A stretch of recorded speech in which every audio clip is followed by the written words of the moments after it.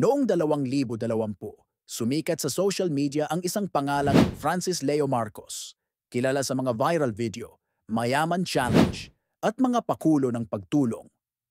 Pero sa likod ng matunog na pangalan niya, may mas mabigat na kwento, mga kaso, reklamo, at aligasyon ng panlilinlang.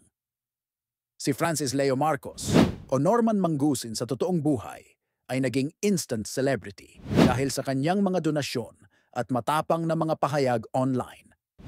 Pero nang mas lumalim ang pagsisiyasat, lumabas na matagal na pala siyang may mga kaso, kabilang na ang paglabag sa optometry law at mga reklamong estafa.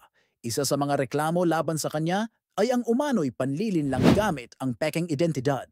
Marami ring naglabas ng salaysay na sila raw ay naloko, nabentahan ng pangakong hindi natupad o pina-invest sa mga proyektong walang malinaw na basehan. Habang tumataas ang views at followers niya, dumarami rin ang mga taong nagsusumbong. Noong 2020, inaresto si Marcos dahil sa paglabag sa optometry law, isang kasong matagal na palang nakabinbin.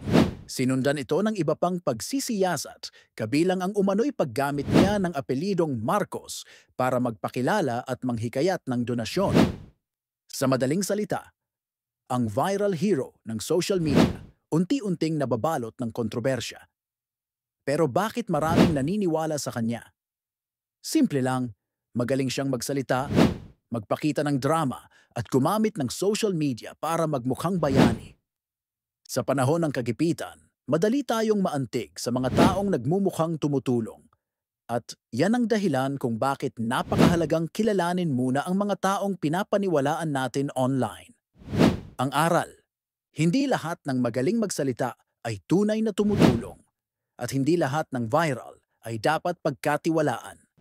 Maging mapanuri, lalo na pag pera at donasyon na ang pinag-uusapan.